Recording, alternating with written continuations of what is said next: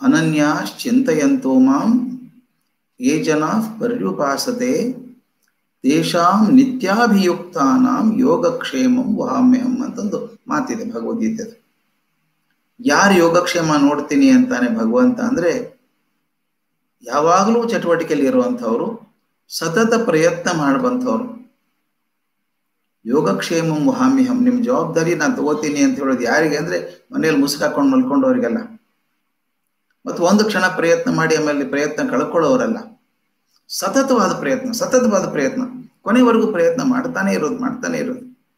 ಆ ಥರದ ಪ್ರಯತ್ನಶೀಲರಾಗಿದ್ದಂಥವ್ರಿಗೆ ಮಾತ್ರ ಯಶಸ್ಸು ಗ್ಯಾರಂಟಿ ಸಿಗ್ತದೆ. ಅಂಥವ್ರು ಬೇಕಾದಷ್ಟು ಜನ ಇದ್ದಾರೆ. ತಾವು ಅಮೆರಿಕಾದ ಲಿಂಕನ್ ಹೆಸರು ಕೇಳಿದ್ದೀರಿ, ಅಬ್ರಹಾಂ ಲಿಂಕನ್. ಬಹಳ ಬಡತನದಿಂದ ಬಂದಂತ ಹುಡುಗ, ಕುರಿ ಕಾಯ್ತಂತ ಹುಡುಗ, ಅಡ್ಡಾಡ್ಸ್ಕೊಂಬರೋನು, ಕುರಿ ಮೇಯಿಸ್ಕೊಂಬರೋನು. ಶಾಲೆಗೆ ಜಾಸ್ತಿ ಹೋಗ್ಲಿಲ್ಲ, ಜಾಸ್ತಿ ಕಲೀಲಿಲ್ಲ, ಆದರೆ ಜೀವನಾನುಭವ ತುಂಬಾ ಜಾಸ್ತಿ ಬಂತು. ಅಲ್ಲಿಂದ ಹೋದ, ಪ್ರಯತ್ನ ಮಾಡಿದ, ಸಂಘಟನೆ ಮಾಡಿದ. ಪ್ರತಿ ಸಲ ಫೇಲ್, ಬಹಳ ಸಲ ಫೇಲ್ ಆದ. ಅವನ ಜೀವನ ಓದ್ಬೇಕು ಮಕ್ಕಳೇ ನೀವೆಲ್ಲ. ಡಾಕ್ಟರ್ ಕಲಾಂ ಅವ್ರು ಹೇಳೋರು, ಡೋಂಟ್ ರೀಡ್ ಓನ್ಲಿ ಸಕ್ಸಸ್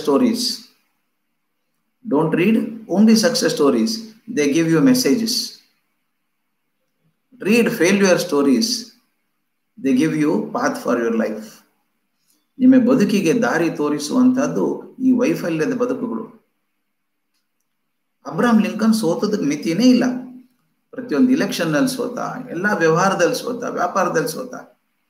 ಆದ್ರೆ ಸೋಲೋದು ಅಂದ್ರೆ ಒಂದು ಪ್ರಯತ್ನದಲ್ಲಿ ಕೆಳಗೆ ಬೀಳೋದು ಅಂತಲ್ಲ. ಪ್ರತಿ ಸಲ ಬಿದ್ದಾಗ ಮೇಲೆ ಎದ್ದು ನಿಲ್ಬೇಕು. ಅಬ್ರಹಾಂ ಲಿಂಕನ್ ಹಾಗೆ ಮಾಡಿದಂತ ಮನುಷ್ಯ. ಪ್ರತಿ ಸಲ ಕೊಡುಕೊಂಡು ಎದ್ದ, ಮತ್ತೆ ಹೋರಾಡಿದ, ಮತ್ತೆ ಸೋತ, ಪರವಾಗಿಲ್ಲ, ಮತ್ತೆ ಹೋರಾಡಿದ.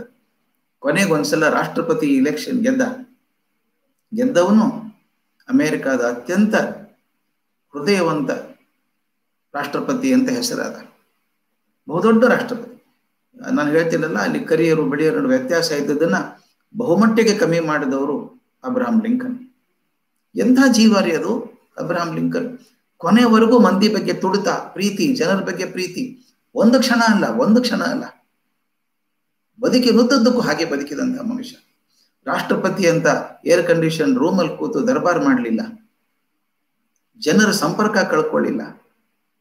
ನಿಮ್ಗೊಂದು ಘಟನೆ ಹೇಳ್ಬೇಕು. ಆತನ ಪ್ರಯತ್ನ ಎಷ್ಟು ಮುಖವಾಗಿತ್ತು, ಎಷ್ಟು ಅದ್ಭುತವಾಗಿತ್ತು ಅಂತ ಹೇಳ್ಬೇಕು ನಿಮಗೆ. ಅಬ್ರಹಾಂ ಲಿಂಕನ್ ರಾಷ್ಟ್ರಪತಿ ಆಗಿದ್ದಾಗ ಅಲ್ಲಿ ದೊಡ್ಡ ದಂಗೆ ಆಗ್ಬಿಡ್ತು. ಬಿಳಿಯರು ಕರಿಯರ ನಡುವೆ. ದಕ್ಷಿಣದಲ್ಲಿದ್ದಂತಹ ಕರಿಯರು ಪಾಪ ಬಹಳ ಕಷ್ಟಪಡೋರು. ಅಲ್ಲಿಯ ಹತ್ತಿ ತೋಟಗಳಲ್ಲಿ ಕೆಲಸ ಮಾಡಬೇಕು, ಗುಲಾಮರಾಗಿ ಕೆಲಸ ಮಾಡಬೇಕು. ಅಬ್ರಹಾಂ ಲಿಂಕನ್ ಗುಲಾಮರಿಗೆ ಜೀವನ ಮುಕ್ತಿ ಮಾಡಬೇಕು ಅಂತ ಬೇಕಾದಷ್ಟು ಒದ್ದಾಡಿದ ಮನುಷ್ಯ. ದೊಡ್ಡ ಅಂತರ್ಯುದ್ಧ ಆಗ್ಬಿಡ್ತು. ಅಟ್ಲಾಂಟಾ ಅಂತ ಒಂದು ದೊಡ್ಡ ನಗರ, ಅದು ಕೇಂದ್ರ ಬಿಂದು, ಹೋರಾಟದ ಕೇಂದ್ರ ಬಿಂದು. ಆಗೆಲ್ಲ ಈಗಿನ ಹಾಗೆ ಟ್ಯಾಂಕು, ಏರ್ಪ್ಲೇನ್ ಫೈಟಿಂಗ್ ಇರಲಿಲ್ಲ. ಕುದುರೆ ಮೇಲೆ ಬಂದೇ ಹೊಡೆದಾಡಬೇಕು, ಕಾಲಾಳುಗಳು, ಕುದುರೆ ಆಳುಗಳು. ಆ ಕಡೆಯಿಂದ ಬಿಳಿಯರು ಬರಬೇಕು, ಯಾಂಕೀಸ್ ಅಂತ, ಈ ಕಡೆಯಿಂದ ಕರಿಯರ್ ಹೋಗ್ಬೇಕು, ಹೊಡೆದಾಟ. ಅಲ್ಲಿ ಜನ ಸಾಯೋದ ಲೆಕ್ಕನೇ ಇಲ್ಲ. ಆಗ ಅಮೆರಿಕನ್ ರಾಷ್ಟ್ರಾಧ್ಯಕ್ಷನಾಗಿದ್ದಂಥ ಲಿಂಕನ್ ಅಲ್ಲಿ ಹೋಗ್ತಾರೆ. ಹೋದಾಗ ಆಸ್ಪತ್ರೆಗೆ ಹೋಗಿ ನೋಡ್ತಾರೆ, ಜನ ಸತ್ತು ಬಿದ್ದಿದ್ದಾರೆ. ಔಷಧಿ ಕೂಡ ಇಲ್ಲ ಕೊಡೋದಕ್ಕೆ, ಅಷ್ಟು ಜನ ರೋಗಿಗಳಿದ್ದಾರೆ. ಏನ್ ಮಾಡೋದು, ಒದ್ದಾಡಿ ಹೋಗ್ತಾರೆ.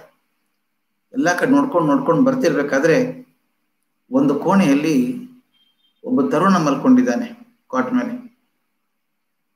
ಗಾಯ ಆಗಿದೆ, ಸೈನಿಕ, ಅವನು ಅಮೆರಿಕನ್ ಸೈನಿಕ, ಗಾಯ ಆಗಿ ಮಲ್ಕೊಂಡಿದ್ದಾನೆ. ಇವ್ರು ಡಾಕ್ಟರ್ ಕೇಳಿದ್ರು, ಹುಡುಗ ಹೇಗಿದ್ದಾನೆ, ಗುಣ ಆಗೋ ಚಾನ್ಸ್ ಇದೆಯಾ ಅಂತ ಕೇಳಿದ್ರು. ಡಾಕ್ಟರ್ ಗೋಣಲಾಡ್ಸಿ ಹೇಳಿದ್ರು, ಇಲ್ಲ, ಯಾವ ಕ್ಷಣದಲ್ಲಾದ್ರೂ ಹೋಗ್ಬಿಡ್ಬೋದು ಅವನು. ಏನ್ ಮಾಡಿದ್ರು ಗುಣ ಆಗೋ ಚಾನ್ಸ್ ಇಲ್ಲ ಅವನಿಗೆ. ಎಚ್ಚರ ಕೂಡ ಇಲ್ಲ, ಸ್ವಲ್ಪ ಮೇಲು ಕೆಳಗೆ ಆಗ್ತಾ ಇದೆ, ಏನ್ ಮಾಡೋದು ಗೊತ್ತಿಲ್ಲ ಅಂದ್ರು. ಲಿಂಕನ್ ಹೋದ್ರು, ಪಕ್ಕದಲ್ಲಿ ಒಂದು ಸ್ಟೂಲ್ ಹೇಳ್ಕೊಂಡು ಕೂತ್ಕೊಂಡ್ರು. ಅವನ್ ಮಂಚದ ಪಕ್ಕ ಅವನ್ ಕೈ ಹಿಡ್ಕೊಂಡ್ರು. ಮಗು, ನನ್ನಿಂದ ಏನಾದ್ರೂ ನಿಮ್ಗೆ ಸಹಾಯ ಆಗ್ಬೋದಾ ಮಗು ಅಂತ ಕೇಳಿದ್ರು. ನೀವ್ ಯಾರು ಅಂತ ಕೇಳಿದ. ಅವನಾಗ್ಲೇ ಕಣ್ಣು ಮಂಚಾಗಿದೆ, ಅವನಿಗೆ ಸ್ಪಷ್ಟ ಕಾಣಿಸ್ತಾ ಇಲ್ಲ. ನೀವ್ ಯಾರು ಅಂತ ಕೇಳಿದ. ಲಿಂಕನ್ ಹೇಳೋ ಮಾತು ಕೇಳಿ ಮಕ್ಕಳೇ. ರಾಷ್ಟ್ರಪತಿ ಆಗಿದ್ದಂತ ಲಿಂಕನ್ ಅವನು ಹೇಳ್ತಾನೆ, ಮಗು, ನಾನು ನಿನ್ನ ಸೇವಕ, ನೀನು ಸೇವೆ ಮಾಡಕ್ ಬಂದಿದ್ದೀನಿ, ಏನಾದರೂ ಕೆಲಸ ಇದ್ರೆ ಹೇಳು, ನಾ ಮಾಡ್ತೀನಿ ಅನ್ನೋ ಸಲುವಾಗಿ ಅಂದ್ರು. ಆ ಹುಡುಗನ ಕಂಡ ನೀರು ಹರಿಯೋಕೆ ಶುರು ಆಯ್ತು. ಅವನು ಹೇಳ್ದ, ನೀವು ಯಾರು ಅಂತ ಗೊತ್ತಿಲ್ಲ ಮಹಾತ್ಮ, ಸಹಾಯ ಮಾಡೋಕೆ ಬಂದಿದ್ದೀರಿ. ಒಂದು ನನ್ನ ತಾಯಿಗೆ ಪತ್ರ ಬರೀಬಹುದಾ ನೀವು? ನಾನು ಬರೆಯೋಕೆ ಆಗ್ತಾ ಇಲ್ಲ ಕೈಯಿಂದ, ನನ್ನ ತಾಯಿಗೆ ಒಂದು ಪತ್ರ ಬರೀಬಹುದಾ ನೀವು? ನಾನು ಹೇಳ್ತಾ ಹೋಗ್ತೀನಿ, ಬರ್ಕೋತೀರಾ ಅಂದ. ಹೇಳು ಬರ್ಕೋತೀನಿ ಅಂದ. ತಕ್ಷಣ ಒಂದು ಪ್ಯಾಡು ಪೆನ್ಸಿಲ್ ತಗೊಂಡು ಬರ್ಕೊಳಕ್ ಶುರು ಮಾಡಿದ ಕಲ್ಲಕ್ಕನ ಕೈಯಿಂದ. ಹುಡುಗ ಹೇಳ್ತಾ ಹೋದ, ಅಮ್ಮ ನಾನು ನಿನಗೊಬ್ಬನೇ ಮಗ, ಯುದ್ಧಕ್ಕೆ ಬಂದಿದ್ದೇನೆ, ಬರುವಾಗ ಹೇಳಿ ಬಂದಿದ್ದೆ, ಯುದ್ಧ ಮುಗಿದ ತಕ್ಷಣ ಮನೆಗೆ ಬಂದು ಭೇಟಿ ಆಗ್ತೀನಿ ಅಂತ ಹೇಳಿದ್ದೆ. ಆದ್ರೆ ಅದು ಆಗೋ ಹಾಗೆ ಕಾಣಿಸ್ತಾ ಇಲ್ಲ. ನಾನು ತುಂಬಾ ಪೆಟ್ಟಾಗಿದೆ, ನನಗೆ ಎಷ್ಟು ಪೆಟ್ಟಾಗಿದೆ ಅಂತ ಗೊತ್ತಾಗಲಾರ್ದಷ್ಟು ಆಗ್ಬಿಟ್ಟಿದೆ ನನಗೆ. ನಾನು ಬದುಕು ಉಳಿಯೋ ಅವಕಾಶಗಳು ಬಹಳ ಕಮ್ಮಿ ಇದ್ದಾವೆ, ನಾನು ಬದುಕೋಲ್ಲ, ಸ್ವಲ್ಪ ಹೊತ್ತಿಗೆ ಹೋಗ್ಬಿಡ್ತೇನೇನೋ, ಇನ್ನು ಮತ್ತೆ ನೋಡೋಕೆ ಅವಕಾಶ ಇಲ್ಲ ನನಗೆ. ಅದಕ್ಕೆ ನನ್ನ ಸೇವಕ ಒಬ್ಬ ಬಂದಿದ್ದಾನೆ, ಅವನ ಮೂಲಕ ಪತ್ರ ಬರೆಸ್ತಾ ಇದ್ದೀನಿ ನಿನಗೆ. ಅಮ್ಮ ನೀ ದುಃಖ ಪಡಬೇಡ, ನಾನು ದುಃಖ ಪಡಲ್ಲ, ಯಾಕಂದ್ರೆ ನಾನು ಹೇಳಿ ಹಾಗೆ ಸಾಯಲಿಲ್ಲ. ದೇಶಕ್ಕೋಸ್ಕರ ಹೋರಾಡಿ ಸತ್ತಂತ ಸೈನಿಕ ನಾನು. ನನ್ನ ಬಗ್ಗೆ ನಿನಗೆ ಅಭಿಮಾನ ಇರಬೇಕು, ಕೊರಗಬೇಡ ಮಗ ಬರಲಿಲ್ಲ ಅಂತ. ಆಗ್ಲಿ, ಇನ್ನೊಂದು ಜನ್ಮ ಇದ್ರೆ ಮತ್ತೆ ನಿನಗೆ ಮಗನಾಗಿ ಹುಟ್ಟಿ ಬರ್ತೀನಿ, ಅಲ್ಲಿಂದ ಆಶೀರ್ವಾದ ಮಾಡು ಅಂತ ಹೇಳಿದ. ಬರ್ಕೋಬೇಕಾದ್ರೆ ಲಿಂಕನ್ ಕಣ್ಣಲ್ಲೂ ನೀರಿತ್ತು. ಹಾಗೆ ಬರ್ಕೊಂಡ್ಮೇಲೆ ಕೊಟ್ಟರು ಅವನ ಕೈಯಲ್ಲಿ. ಅವನು ಹಿಂಗೆ ಹಿಡ್ಕೊಂಡು ನೋಡ್ತಾ ಇದ್ದ, ಕಣ್ಣು ಒರೆಸ್ಕೊಂಡು, ಮಂಚು ಕಣ್ಣಿದೆ, ಬರೆದಿದ್ದೀರಲ್ಲ ಅಂದ. ಕೊನೆಗೆ ಅಬ್ರಹಾಂ ಲಿಂಕನ್ ಬರೆದು ಹೇಳಿದ್ರು, ಎಲ್ಲ ಪತ್ರ ಬರೆದು ಮಗನ ಹೆಸರು ಹಾಕಿ, ಇದನ್ನು ಬರೆದವರು ಅವನ ಸೇವಕ ಅಬ್ರಹಾಂ ಲಿಂಕನ್ ಅಂತ ಬರೆದಿದ್ರು. ಆ ಹುಡುಗ ಪತ್ರ ಓದಿದ. ಕೊನೆಗೆ ಬಂದಾಗ ನೋಡ್ತಾನೆ, ಸೇವಕ ಅಬ್ರಹಾಂ ಲಿಂಕನ್ ಅಂತಿದೆ. ಸಾರ್ ನೀವು ಲಿಂಕನ್ನ ಅಂತ ಕೇಳ್ದ. ಹೌದಪ್ಪ ನಾನೇ ಲಿಂಕನ್. ನಮ್ಮ ರಾಷ್ಟ್ರಪತಿ ಲಿಂಕನ್ನ ನೀವು? ಹೌದಪ್ಪ ನಾನು ರಾಷ್ಟ್ರಪತಿ ಇರ್ಬೋದು, ಆದ್ರೆ ಈಗ ನಾನೇನು ಸೇವಕನಾಗಿದ್ದೇನೆ. ಆ ಹುಡುಗ ಕಷ್ಟಪಟ್ಟು ಬಲಗೈಯಿಂದ ಎತ್ತಿ ಸಲ್ಯೂಟ್ ಮಾಡಿ ಹೇಳ್ದ, ಸರ್ ನನ್ನ ಜೀವನದಲ್ಲಿ ಇದಕ್ಕಿಂತ ದೊಡ್ಡ ಭಾಗ್ಯ ಇರೋದಕ್ಕೆ ಸಾಧ್ಯವೇ ಇಲ್ಲ ಸರ್. ಸ್ವತಃ ರಾಷ್ಟ್ರಪತಿ ಬಂದು ನನಗೋಸ್ಕರ ಪತ್ರ ಬರೀತಾರೆ ಅಂದ್ರೆ ಇದಕ್ಕಿಂತ ದೊಡ್ಡ ಭಾಗ್ಯ ಇರೋಕ್ ಸಾಧ್ಯ ಇದೆಯಾ ನನಗೇನಾದ್ರು? ನನ್ನ ಬದುಕು ಸಾರ್ಥಕ ಆಯ್ತು ಸರ್ ಅಂದ. ಇನ್ನೊಂದು ಕೆಲಸ ಮಾಡ್ತೀರಾ ಸರ್ ಅಂತ ಕೇಳ್ದ. ಏನ್ ಬೇಕಪ್ಪ ಅಂತ ಕೇಳಿದ್ರು.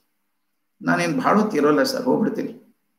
ಆದ್ರೆ ನಾನು ಹೋಗುವಾಗ ಈ ಜಗತ್ತಿನಿಂದ ದಾಟಿ ಇನ್ನೊಂದು ಜಗತ್ತಿಗೆ ಹೋಗುವಾಗ ಆ ಸೇತುವೆ ದಾಟಿ ಹೋಗ್ಬೇಕಲ್ಲ ನಾನು, ಆಗ ನನ್ನ ಕೈ ಹಿಡ್ಕೊಂಡಿರ್ತೀರಾ? ದಯವಿಟ್ಟು ನನ್ನ ಕೈ ಹಿಡ್ಕೊಳ್ಳಿ, ಇನ್ನೊಂದು ಅರ್ಧ ಗಂಟೆಯಲ್ಲಿ ಹೋಗ್ಬಿಡ್ತೀನಿ ಆ ಕಡೆ. ನಾನು ಹೋಗುವಾಗ ಅಧ್ಯಕ್ಷರ ಕೈ ಹಿಡ್ಕೊಂಡು ಹೋದೆ ಅನ್ನುವಂಥ ತೃಪ್ತಿ ನನಗೆ ಸಿಗ್ಲಿ ಅಂತ ಕೇಳ್ದ. ಆಗ್ಲಿ ಮಾಡ್ತೀನಿ ಅಂದ್ರು. ಅವ್ನ ಕೈ ಹಿಡ್ಕೊಂಡ್ರು, ಅವ್ನ ಎದೆ ಮೇಲೆ ಕೈ ಇಟ್ಟು ಕೈ ಹಿಡ್ಕೊಂಡ್ರು. ಅವನ ಕಣ್ಣು ಮುಚ್ಕೊಂಡ. ಇಬ್ಬರು ಕಣ್ಣಲ್ಲೂ ನೀರು. ಒಂದು ಅರ್ಧ ಮುಕ್ಕಾಲು ತಾಸು ಆದ್ಮೇಲೆ ಹುಡುಗನ ಕೈ ನಿಶ್ಚೇತನ ಆಯ್ತು. ಹುಡುಗ ತೀರ್ ಹೋದ. ಅವನು ಹೋದ ಅಂತ ಗೊತ್ತಾದ್ಮೇಲೆ ಅಬ್ರಹಾಂ ಲಿಂಕನ್ ಅವನ ಕೈ ಎದೆ ಮೇಲಿಟ್ಟು ಅವನ ಕಣ್ಣನ್ನು ಮುಚ್ಚಿ ಕಣ್ಣು ಒರೆಸ್ಕೊಂಡು ಹೊರಗಡೆ ಬಂದರಂತೆ. ಯಾರೋ ಕೇಳಿದರಂತೆ, ರಾಷ್ಟ್ರಪತಿ ಆದವ್ರು ಇದನ್ನ ಮಾಡ್ಬೇಕಾ ನೀವು? ಈ ಕೆಲಸ ಮಾಡ್ಬೇಕಾಗಿತ್ತ ಅಂತ. ಅವ್ರು ಹೇಳ್ತಾರೆ, ನಾ ರಾಷ್ಟ್ರಪತಿಯಾಗಿ ಮಾಡಲಿಲ್ಲ, ರಾಷ್ಟ್ರಪತಿ ಆದವನು ಕರ್ತವ್ಯ. ಏನ್ ಕರ್ತವ್ಯ? ಪ್ರತಿಯೊಬ್ಬ ವ್ಯಕ್ತಿಯ ಕಾಳಜಿ ಮಾಡುವಂತಹದ್ದು ನನ್ನ ಕರ್ತವ್ಯ. ನನಗೋಸ್ಕರ ಹುಡುಗ ಜೀವತ್ಯಾಗ ಮಾಡಿದ್ದಾನೆ. ಆ ಜೀವತ್ಯಾಗ ಮಾಡದಂತ ಹುಡುಗನಿಗೋಸ್ಕರ ಅಷ್ಟು ಮಾಡೋಕ್ಕಾಗದಿದ್ರೆ ನಾನು ರಾಷ್ಟ್ರಪತಿ ಆಗೋದಕ್ಕೆ ಅರ್ಹತೆ ಇಲ್ಲ ಅಂತ ಹೇಳಿದ್ರು. ಈ ಪ್ರಯತ್ನದಲ್ಲೇ ಹೋದ್ರು ಅಬ್ರಹಾಂ ಲಿಂಕನ್ ಕೊನೆ ಕ್ಷಣದವರೆಗೂ. ಇದನ್ನ ನಾನು ಹೇಳೋದು ಬರೀ ಪರಿಶ್ರಮ ಅಲ್ಲ, ಇದು ಸತತವಾದಂತಹ ಪ್ರಯತ್ನ. ಕೊನೆ ಕ್ಷಣದವರೆಗೂ ಪ್ರಯತ್ನ ಮಾಡೋದು ಬಿಡೋದೇ ಇಲ್ಲ, ಸಾಧ್ಯ ಮಾಡ್ಬೇಕು. ಎಲ್ಲಿವರೆಗೂ ನೀವು ಆ ಸತತ ಪ್ರಯತ್ನದಿಂದ ಮಾಡ್ತೀರೋ ಅಲ್ಲಿವರೆಗೂ ನಿಮ್ಗೆ ಯಶಸ್ಸು ನಿಮ್ಗೆ ಬರ್ತದೆ. ಸಾಕ್ ಬಿಡ್ರಿ, ತಾವೆಲ್ಲ ಕತೆ ಕೇಳಿದ್ದೀರಿ. ಉತ್ಸಾಹ ಬಂದಾಗ ಓಡೋದು ಮತ್ತೆ ನಿಂತ್ಕೊಂಡ್ಬಿಡೋದು. ಈ ಆಮೆ ಮತ್ತು ಮೊಲದ ಓಟದ ರೇಸಿನ ಬಗ್ಗೆ ಕೇಳಿದ್ದೀರಿ ನೀವು. ಆಮೆ ಮೊಲ ಓಡಬೇಕು ಅಂತ ತೀರ್ಮಾನ ಮಾಡಿದಾಗ ಆಮೆ ನಿಧಾನಕ್ಕೆ ಹೋಗುವಂತ ಪ್ರಾಣಿ, ಮೊಲ ವೇಗವಾಗಿ ಓಡುವಂಥದ್ದು. ಅಯ್ಯೋ ನಾನು ಗೆದ್ದೇ ಬಿಡ್ತೀನಿ ಅಂತ. ನಿಮ್ಗೆ ಗೊತ್ತು ಕತೆ ಏನಾಗಿದೆ ಅಂತ. ಕೊನೆಗೆ ಆಮೇಲೆ ಗೆಲ್ಲುತ್ತೆ. ಯಾಕಂದ್ರೆ ಇದು ಮೊಲ ಓಡುತ್ತೆ, ಸ್ವಲ್ಪ ಓಡ್ಬಿಟ್ಟು ಮರದ ಕೆಳಗೆ ವಿಶ್ರಾಂತಿ ತಗೋತೀನಿ, ಮಲ್ಕೊಂಡ್ಬಿಡ್ತದೆ. ಆಮೇಲೆ ನಿಧಾನಾಗಿ ನಡ್ಕೊಂಡು ಹೋಗ್ತದೆ. ಆಮೇದು ಸತತ ಪ್ರಯತ್ನ. ಮೊಲದ್ದು ಸ್ವಲ್ಪ ಕಾಲದ ಪರಿಶ್ರಮ. ಸ್ವಲ್ಪ ಕಾಲದ ಪರಿಶ್ರಮಕ್ಕಿಂತ ಸತತವಾದ ಪ್ರಯತ್ನ ಬಹಳ ಮುಖ್ಯ.